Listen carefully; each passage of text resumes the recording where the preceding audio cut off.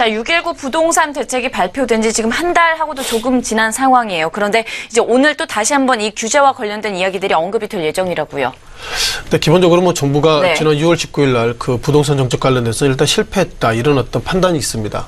실패했다는 것은 뭐 부동산 가격, 그리고 아파트 가격이 올라갔다면 실패했다고 좀 보시는 거고요.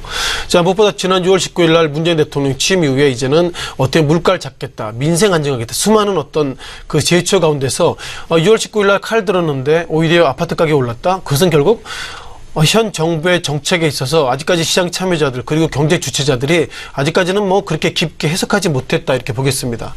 따라서 오늘 어떤 정책이 나올지 몰라도 지난 6월 19일보다 더 강력하지 않으면 시장에서는 상당히 덤덤하게 받아들일 것이다 이렇게 좀 말씀드려보겠고요. 자, 무엇보다 그 김현미 이제 장관이죠. 국토교통부 장관이 지난 취임하기 전에 그리고 취임식 때 이런 얘기했습니다.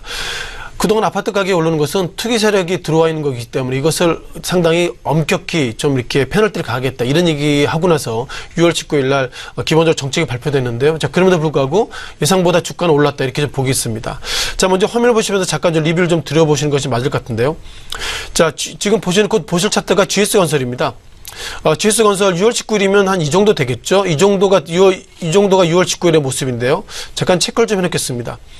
자, 지금 보시는 표 가운데서 이 바의 모습의 위에는 외국인들이 당일 매수했던 부분이고요. 이 아래 하단의 모습은 외국인들이 매도했던 부분들을 당일 차트놨습니다. 즉 6월 19일 기점을 보면요. 자, 눈에 띄는 것들은 6월 19일 이전에 그 주가는 하락했고요. 이 아래 그 청색의 차트를 보면 기본적으로 외국계는 6월 19일 이전에 예상보다 매도를 많이 했다고 말씀드려보겠습니다. 다만 매도량이 평균적으로의 기본적인 외국인들 매수나 매도량이 이 정도 밴드인데 6월 19일 이전에 예상보다 외국계가 매도를 많이 했다는 것은 어쨌든 이번에 지난 6월 19일에 어떤 그런 부분들이 예상보다 긴장을 가지고 있다고 보겠고요. 따라서 6월 19일 이후에 눈에 띄는 것들은 발표 이후에 주가는 하락했지만 오히려 21일, 즉 6월 19일이 며칠 안 됐습니다. 그 이후에 최저점을 찍고 그 이후에 주가는 오히려 하락하게 상승했다는 것은 어쩌면 6월 19일 날 이번에 그 정부 지난 그 발표에 있어서 예상보다 외국계는 좀 상당히 둔감하게 받아들이고 있다 보겠고요. 또 한 종목 가운데서 현대산업개발은 기본적으로 내수에 상당히 민감한 종목이기 때문에 지난 6월 19일 정책에 예상보다 민감하게 받아들이고 있다 이렇게 보겠습니다. 자, 6월 19일 기본적으로 외국계는 연일 그 현대산업개발은 순 매도를 보이겠는데요. 자, 눈에 띄는 것들은 외국계 매도 가운데서 예상보다 차트의 흐름들이 좀 약간 좀 보이겠는데 그냥 화면으로 말씀드리겠습니다. 자, 6월 19일 그 외국계의 어떤 매도에 연일 최근 들어서 외국계는 매도를 많이 하고 있고요. 현대산업개발은 최근 들어서는 오히려 매도의 가격이 커지고 있다는 것은 그만큼 이번에 오늘 정책이 발표된다면 현대산업개발은 예상보다 충격이 클 것이다. 그런 관점으로 외국계는 현대산업개발 매도했기 때문에요. 아무래도 오늘 어떤 정책이 발표된다 하더라도 앞서 강조드렸던 것처럼 GS건설은 긍정적 그리고 현대산업개발은 부정적으로 보겠습니다.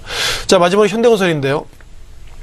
자, 현대건설은 또 의외적 모습을 가지고 있습니다. 지난 6월 19일 이후에 외국계는 연일 그 매일매일 순매수를 보이고 있고요. 물론 최근 3일 동안은 외국계 매도를 보이고 있지만 지난 시기에는 연일 6월달 이후에 순매수를 보이기 때문에 보겠습니다.